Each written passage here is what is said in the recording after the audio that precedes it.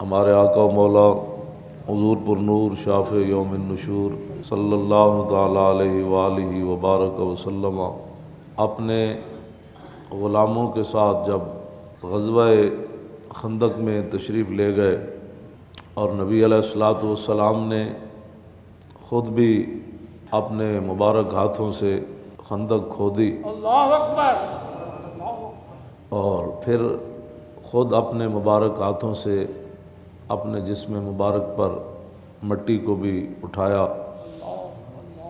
اللہ رب العالمین نے بڑی تفصیل کے ساتھ اس غزوہ کو قرآن مجید میں بیان فرمایا۔ سورہ احزاب کے نام سے حزب کہتے ہیں ایک لشکر کو، اس کی جمع ہے احزاب، بہت سارے لشکر آ گئے۔ نبی علیہ الصلوۃ والسلام نے قبیلہ غطفان کے دو سرداروں کو بلایا، عیینہ بن حصن اور حارث بن عوف کو، اور یہ بعد میں دونوں مسلمان ہو گئے تھے، لیکن اس موقع پر رسول اللہ کے مقابلے میں آئے بیٹھے تھے اور 25,000 کا لشکر لے کر مدینہ پاک کا محاصرہ انہوں نے کیا ہوا تھا۔ جب یہ دونوں آ گئے تو نبی علیہ الصلوۃ والسلام نے ان دونوں کو فرمایا، ارأیتکما ان جعلت لکم ثلثا تمر المدینۃ اترجعان بمن معکما۔ حضور نے فرمایا کہ میں آپ کو مدینہ پاک کی کل جو کھجوروں کی آمدنی ہوگی اس کا تیسرا حصہ میں تمہیں دے دیتا ہوں، اور یہ جو تم نے محاصرہ کیا ہوا ہے ان کو لے کر تم واپس چلے جاؤ۔ فقالا، ان دونوں نے کہا کہ نہیں، توتینا نصف تمر المدینۃ، مدینہ پاک کی جتنی کھجوریں ہوں گی اس کا آپ نصف دیں تو ہم واپس چلے جائیں گے، ثلث ہمیں قبول نہیں۔ فابا رسول اللہ ان یزیدہما علی الثلث، نبی علیہ السلام نے انکار فرمایا کہ ایسے نہیں ہوگا، تیسرا حصہ اگر لے کر تم یہ محاصرہ اٹھانا چاہتے ہو تو چلے جاؤ۔ فردیہ بذالک، کچھ دیر حضور کے ساتھ گفتگو کرنے کے بعد وہ دونوں راضی ہو گئے کہ ٹھیک ہے ہم ثلث کھجور لے لیتے ہیں، ہمارا معاہدہ ہو گیا تو ہم چلے جاتے ہیں اپنا لشکر لے کر۔ فاحضر رسول اللہ الصحیفۃ والدوات، نبی علیہ الصلوۃ والسلام نے کاغذ بھی منگوایا اور دوات اور قلم بھی منگوایا۔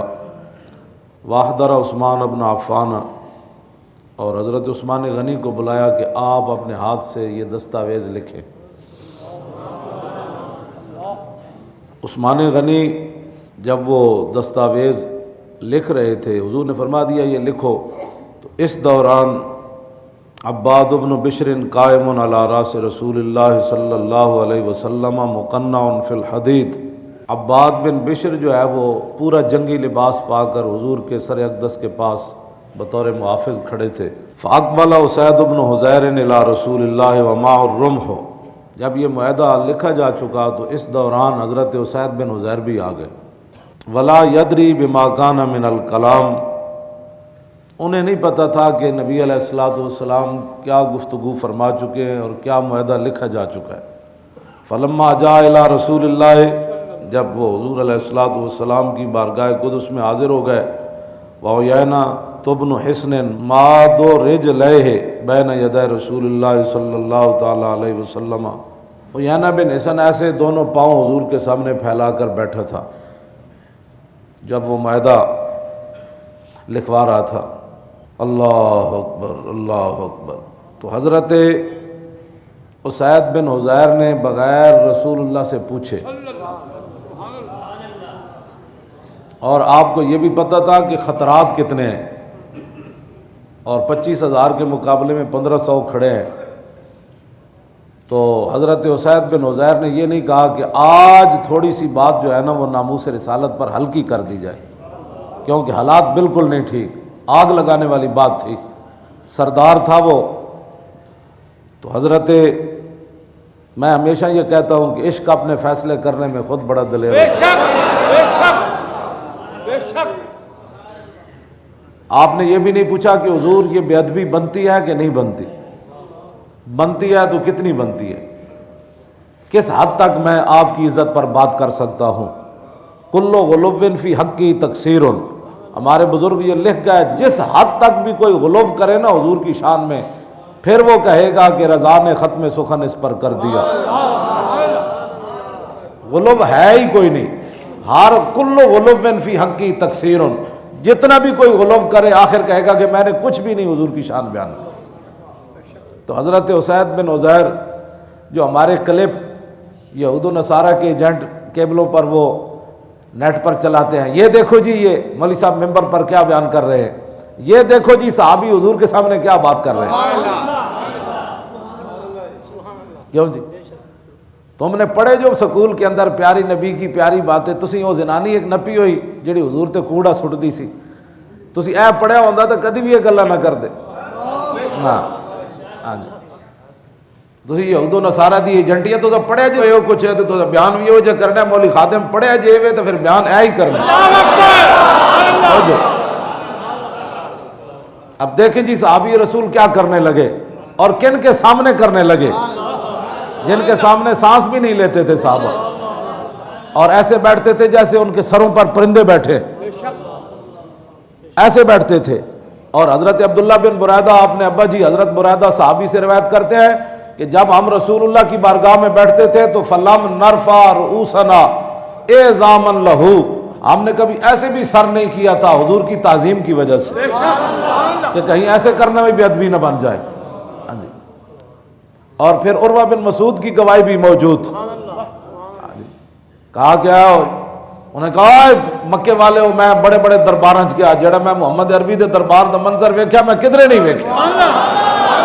کیوں جی یہ سارے اپنی ساری گلاں اپنی جگہ.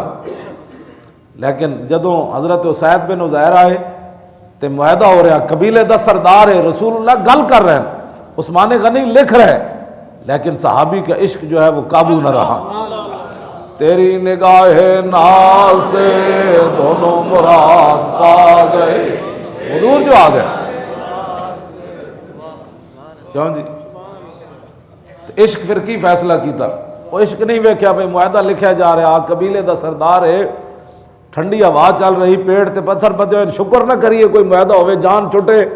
یہ تو کہتے شکر ہے جی جناب حالات ٹھیک ہوئے، تو بعد پولیس آ گئی سی تو پھر انج ہو گیا سی تو پھر انج ہو گیا سی. میں کہا ایک دن بڑی ڈاڈی پولیس نہ تیرا واہ پہنا ہے منکر نکیرہ نہ، اس دن واسطے کوئی تیاری کر لے. ایتے تے پولیس چلی بھی جائے گی تو منکر نکیرہ تو پوچھ کے جانا ہے. انہوں نے کہا دسو جی انہاں نال کی کر کے آئے وفا، اس دن واسطے کوئی تیاری کر لے. آج تو بڑا اپنی جانا بچانا پھردا، اس دن کسے نہیں جان بچانی. اس دن مٹی پا کے تیرے منہ تے لوگا چلا جانا ہے. اس دن آنا رسول اللہ نے. آج تک تیرے رشتہ دار موجود ہیں، کوئی تیری ضمانت کرا لوے گا، کوئی رجسٹری دے دے گا، کوئی پیسے دے دے گا، تو اس دن صرف حضور ہی آنا ہے. تو انہوں نے جواب فرشتے نو دینا پینا ہے، ما کنت تقول فی ھذا الرجل، دس انہاں نال کی کل انہاں دے بارے کردا رہا دنیا تے. بس اتنی بات ہے. آج کتنی سخت موقع ہوتے صحابی رسول کی گل کر رہے، آندے نال گل کی تھی، یا نال ہجرس فرماؤ بندرا. کیوں جی فرماؤ بندرا، کیوں جی انسان اور بندر، یہ انسانیت بھی تو کوئی چیز ہوتی ہے. مولوی صاحب کتنی سخت باتیں کرتے ہیں. میں کہ جی ہوں صحابی حضور کے سامنے گل کر رہے، تو میرے آقا نے نہیں فرمایا ہوئے اسید بن عزیر بندہ حوصلے سے بات کرتا ہے، تجھے پتہ نہیں میں معاہدہ کر رہا ہوں. میرے آقا بھی چاہتے تھے میرے غلام ایسی بات کرے، حضور خود چاہتے ہیں.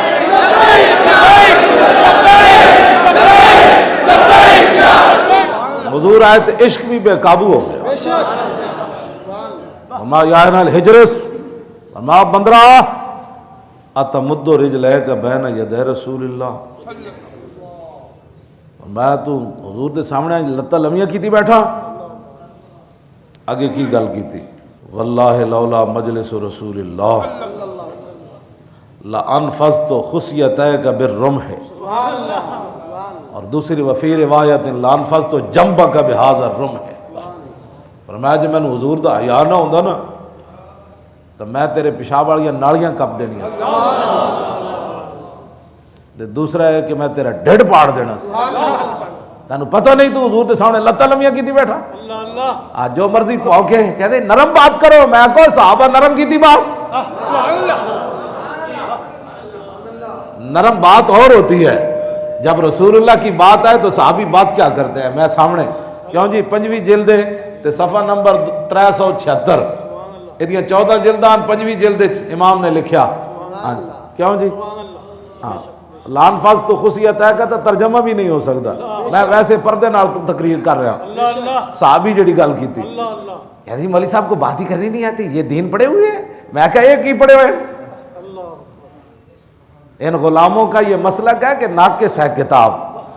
یہ جو غلام ہے نا امریکی اور جناب برطانوی غلام اور اپنے نفس کے پجاری اور رسول اللہ کے دین کے دشمن اور باغی, جن کو ان کا مسلک یہ ہے کہ قرآن اور حدیث ایسی باتیں کیوں نہیں بتاتی کہ رسول اللہ کے خلاف کوئی بات کرے تو مسلمان کہ نہیں اس کو بھی حق بنتا ہے بات کرنے کا. اسلام یہ ہے نبی کی طرف کوئی پاؤں بھی کرے تو اسلام کہتے ہیں اس کو ٹپ. آزادی اظہار رائے نے پتر.